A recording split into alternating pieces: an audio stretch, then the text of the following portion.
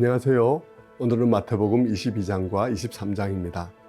앞장에서도 포도원 비유를 통해 유대교 지도자들을 책망했던 주님은 그들을 왕의 아들의 혼인잔치에 초대되었으나 그 호의를 멸시하고 왕의 종들을 때리고 죽이는 자들로 묘사합니다. 그래서 왕은 군사를 보내어 그들을 다 진멸하고 대신 길거리에서 아무나 데려오라고 합니다. 자리가 다 채워졌을 때 연회장을 둘러본 왕은 그 중에 예복을 입지 않은 한 사람을 밖으로 쫓아냅니다. 이 비유는 왜 이스라엘이 심판을 받을 수밖에 없는지, 그리고 왜 구원의 흐름이 이방인을 중심으로 흘러갈 수밖에 없는지를 설명해 줍니다. 이 비유를 읽은 사람들은 아무나 오라고 할 때는 언제고 예복을 입지 않았다는 이유로 쫓아내는 것은 또 뭔가 하고 생각할 수도 있습니다.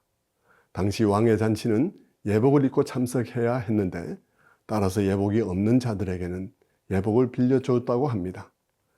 이 잔치는 결국 구원의 잔치를 의미하는데, 그렇다면 이 예복은 어린 양의 피에 씻은 흰 옷, 다시 말하면 예수 그리스도의 의로 덧입음을 의미합니다.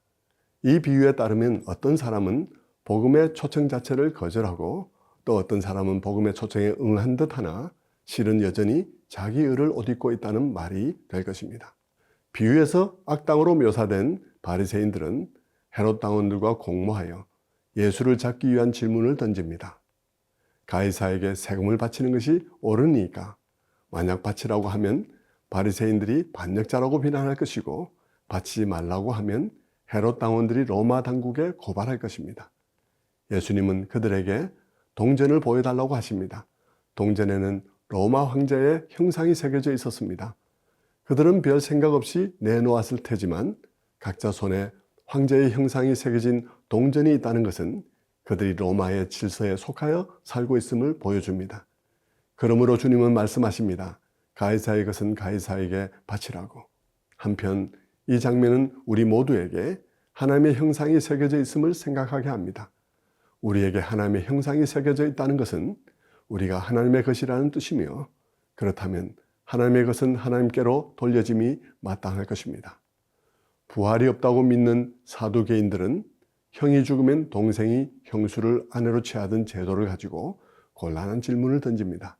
만약 형들이 차례로 죽어 7 형제가 다 형수와 한 번씩 결혼해야 했다면 부활의 날에 그 여인은 누구의 아내여야 하느냐 하는 것입니다. 주님은 그들이 성경을 오해한 것이라며 천국에서는 시집가고 장가가는 일이 없다고 대답하십니다. 그리고 하나님이 자신을 아브라함과 이삭과 야곱의 하나님이라고 하신 뜻을 생각해 보라고 하십니다. 하나님은 죽어서 무로 돌아간 자들을 가리켜 그들의 하나님이라고 하신 게 아니라는 말입니다. 하나님 앞에선 그들이 살아있다는 뜻입니다. 22장의 마지막엔 주님이 그들에게 질문하십니다. 오실 메시아가 다윗의 자손이라면 다윗은 왜 시편에서 그 메시아를 가리켜서 주라고 하였을까 하는 것입니다. 메시아는 단순히 다윗의 후손이 아니며 다윗의 후손으로 오신 다윗의 주라는 말입니다. 십자가의 여정이 절정에 이르면서 주님과 종교 지도자들 간의 갈등 또한 절정에 이릅니다.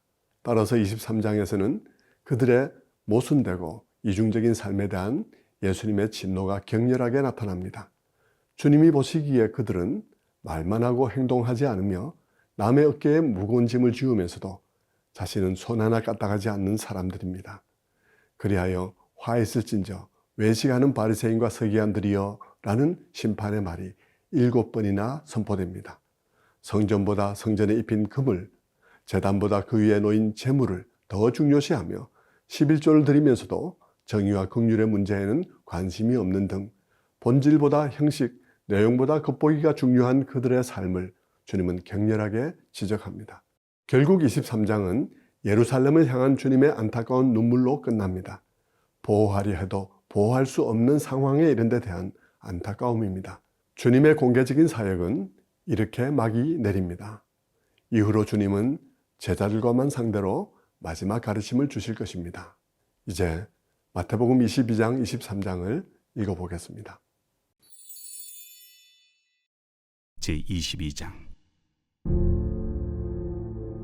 예수께서 다시 비유로 대답하여 이르시되 천국은 마치 자기 아들을 위하여 혼인잔치를 베푼 어떤 임금과 같으니 그 종들을 보내어 그 청한 사람들을 혼인잔치에 오라 하였더니 오기를 싫어하거늘 다시 다른 종들을 보내며 이르되 청한 사람들에게 이르기를 내가 오찬을 준비하되 나의 소와 살찐 짐승을 잡고 모든 것을 갖추었으니 혼인잔치에 오소서 하라 하였더니 그들이 돌아보지도 않고 한 사람은 자기 밭으로 한 사람은 자기 사업하러 가고 그 남은 자들은 종들을 잡아 모욕하고 죽이니 임금이 노하여 군대를 보내어 그 살인한 자들을 진멸하고 그 동네를 불사르고 이에 종들에게 이르되 혼인잔치는 준비되었으나 청한 사람들은 합당하지 아니하니 네 거리 길에 가서 사람을 만나는 대로 혼인잔치에 청하여 오라 한대 종들이 길에 나가 악한 자나 선한 자나 만나는 대로 모두 데려오니 혼인잔치에 손님들이 가득한지라 임금이 손님들을 보러 들어올새 거기서 예복을 입지 않은 한 사람을 보고 이르되 친구여 어찌하여 예복을 입지 않고 여기 들어왔느냐 하니 그가 아무 말도 못하거늘 임금이 사환들에게 말하되 그 손발을 묶어 바깥 어두운 데 내던지라 거기서 슬피 울며 이를 가게 되리라 하니라 청함을 받은 자는 많되 택함을 입은 자는 적으니라. 이에 바리새인들이 가서 어떻게 하면 예수를 말의 올무에 걸리게 할까 상의하고 자기 제자들을 헤롯 당원들과 함께 예수께 보내어 말하되 선생님이여 우리가 아노니 당신은 참되시고 진리로 하나님의 도를 가르치시며 아무도 꺼리는 일이 없으시니 이는 사람을 외모로 보지 아니하심이니이다. 그러면 당신의 생각에는 어떠한지 우리에게 이르소서. 가이사에게 세금을 바치는 것이 옳으니까 옳지 아니하니까.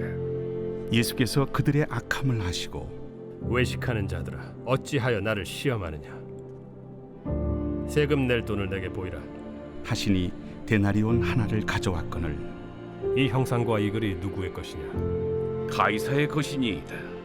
그런즉 가이사의 것은 가이사에게 하나님의 것은 하나님께 바치라. 그들이 이 말씀을 듣고 놀랍게 여겨 예수를 떠나가니라. 부활이 없다 하는 사두개인들이 그날 예수께 와서 물어 이르되 선생님이여 모세가 일렀으되 사람이 만일 자식이 없이 죽으면 그 동생이 그 아내에게 장가들어 형을 위하여 상속자를 세울지니라 하였나이다. 우리 중에 칠형제가 있었는데 마지가 장가들었다가 죽어 상속자가 없으므로 그 아내를 그 동생에게 물려주고 그 둘째와 셋째로 일곱째까지 그렇게 하다가 최후에 그 여자도 죽었나이다. 그런즉 그들이 다 그를 취하였으니 부활 때 일곱 중에 누구의 아내가 되리이까? 너희가 성경도 하나님의 능력도 알지 못하는 거로 오해하였도다. 부활 때에는 장가도 아니가고 시집도 아니가고 하늘에 있는 천사들과 같으니라. 죽은 자의 부활을 논할진대 하나님이 너희에게 말씀하신 바 나는 아브라함의 하나님이요 이삭의 하나님이요 야곱의 하나님이로라 하신 것을 읽어보지 못하였느냐.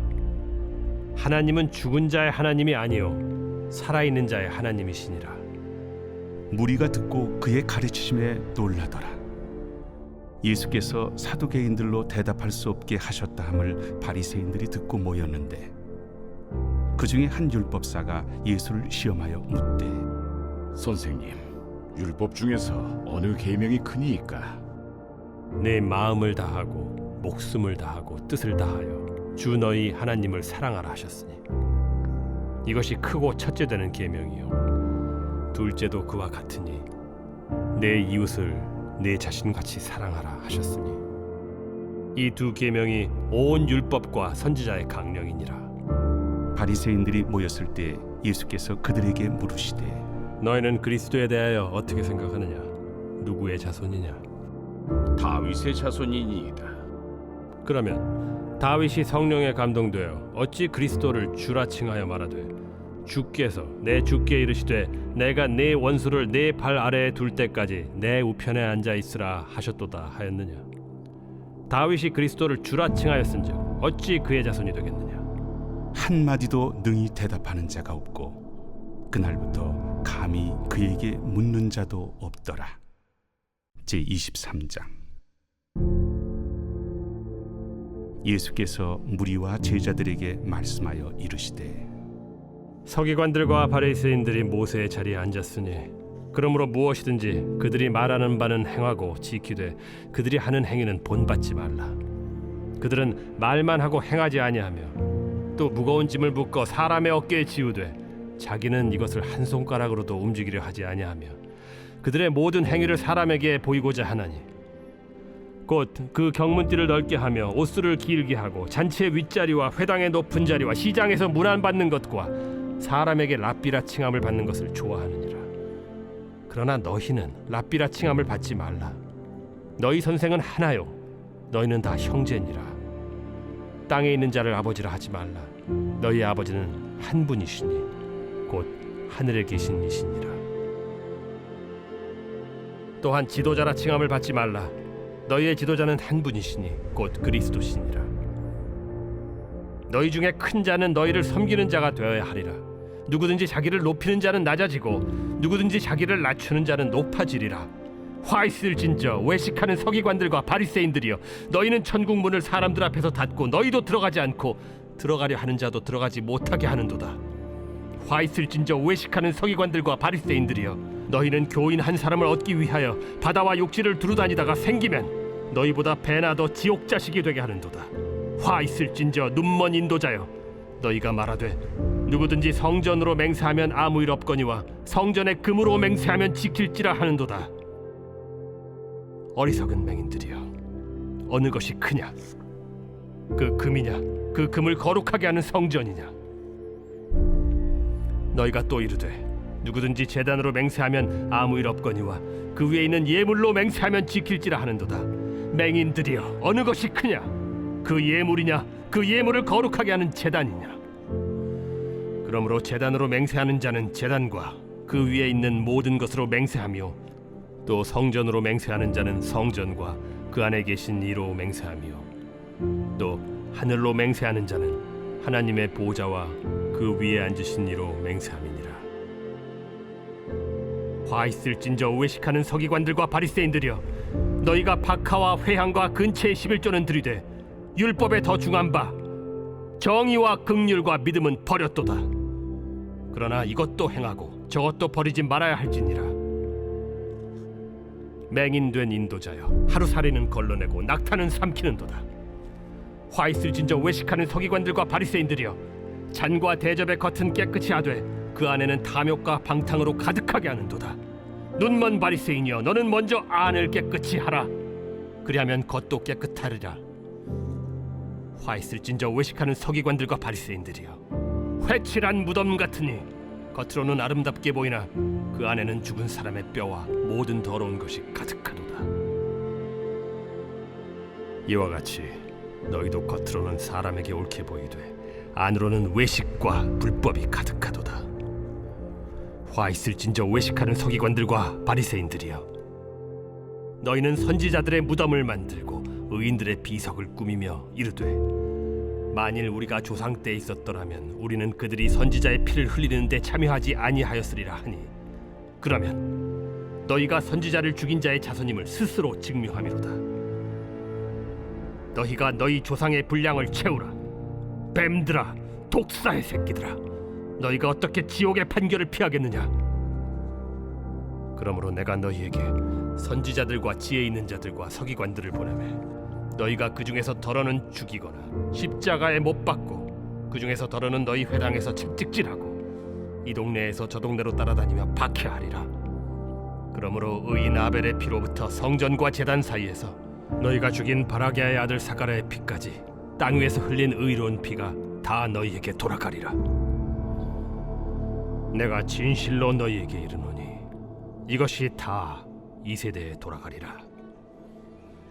예루살렘아, 예루살렘아, 선지자들을 죽이고 내게 파송된 자들을 돌로 치는 자여, 암탉이 그 새끼를 날개 아래에 모음같이 내가 네 자녀를 모으려 한 일이 몇 번이더냐?